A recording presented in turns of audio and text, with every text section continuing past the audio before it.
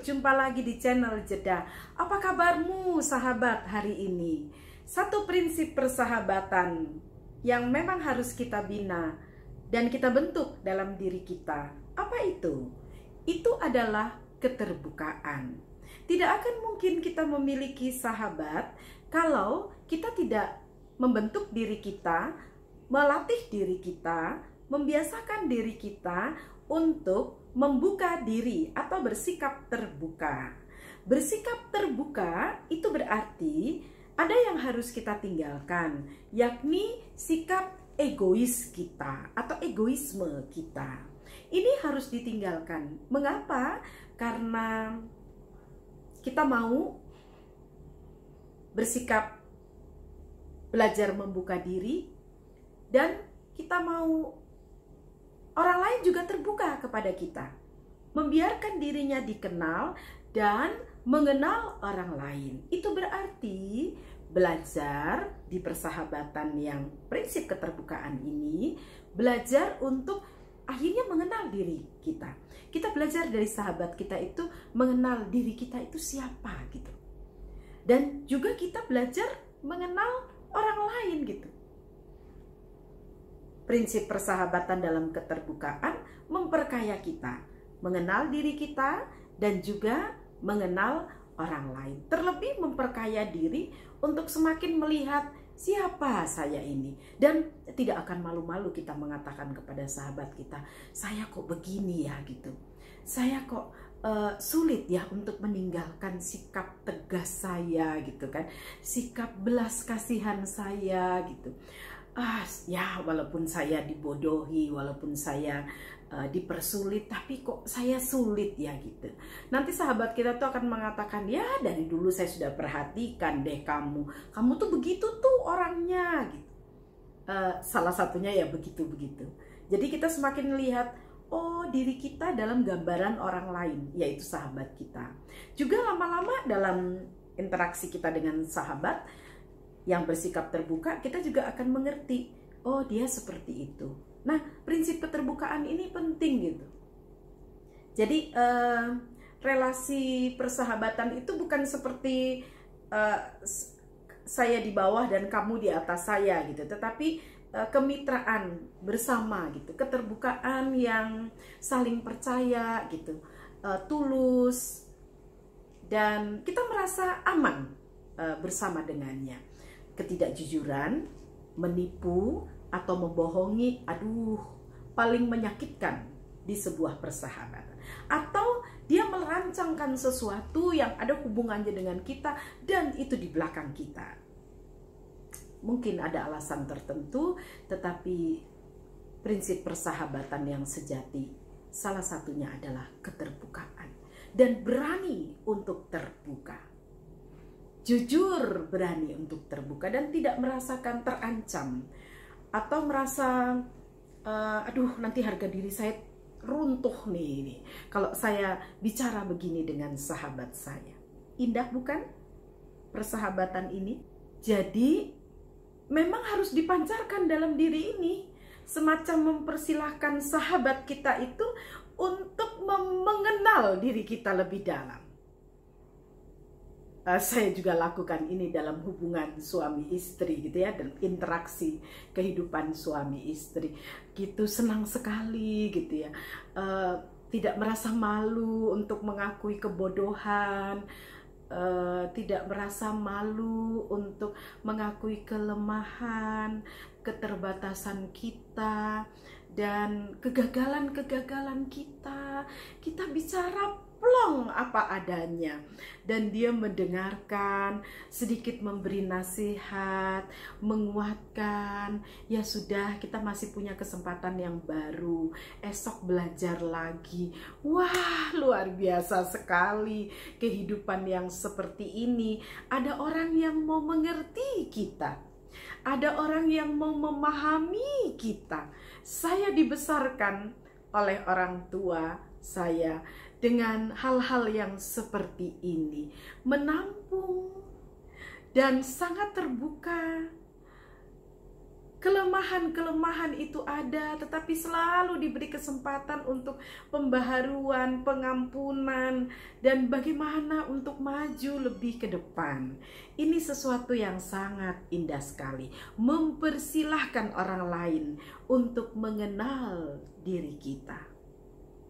Itu juga membantu kita membangun diri ini kalau kita mau. Proses untuk membiarkan diri untuk dikenal oleh orang lain atau terbuka kepada orang lain atau membuka diri seperti ini perlu prinsip saling mengasihi. Perlu prinsip mengerti, memahami, mengampuni. Oh, tadi sudah ya. Mengampuni, mendukung, mengasihi, mengerti, menopang. Ini akan menghidupkan cinta dan jiwa yang sungguh luar biasa sekali. Apakah Anda mempunyai sahabat yang demikian? Apakah berdialog, bertanya, bergumul, bercerita dengan yang ilahi dapat juga kita kerjakan. Sambil membaca kitab sucinya, kita menerima wahyu untuk menjernihkan pikiran kita, hati kita, dan seluruh pertanggungjawaban sikap kita. Lalu sahabat kita di bumi punya enggak? Coba kita kembali kentalkan persahabatan dengan suami. Kentalkan persahabatan dengan orang tua. Kentalkan persahabatan dengan anak-anak kita. Bersahabat ini luar biasa sekali. Saya ingat pengalaman waktu 10 tahun yang lalu, anak saya masih SD yang nomor 1. Saya ngetik baca di atas meja. Biasa saya suka baca di atas meja, begitu di meja, lalu kemudian ngetik. Tapi dia duduk di samping saya, lihat wajah saya, tatap mata saya. Dia tanya 1-2 hal, saya jawab 1-2 hal. Terus dia bilang begini, "Mama kok matanya lain?" Langsung saya berhenti mengetik. "Kok matanya mama lain, kenapa?" Saya gitu. "Mama kayaknya sedih." "Hah?" Terus saya duduk. "Iya, mama sedih sekali. Soalnya bla bla bla bla bla bla bla bla bla." "Iya, aku tahu matanya mama berkaca-kaca. Mama pasti sedih. Aku tahu kok kalau mama sedih." Ini pengalaman saya simpan di hati saya. Ini sesuatu yang sangat luar biasa. Pengalaman 2 tahun yang lalu bersama dengan anak perempuan saya, kalau tadi anak laki saya ya, bersama dengan anak perempuan saya mau pergi ke Israel gitu kan, ikut tur begitu, dan kemudian waduh ini kayaknya nggak jadi, ini kayaknya begitu, itu kayaknya begitu, kayaknya nggak jadi deh ya gitu.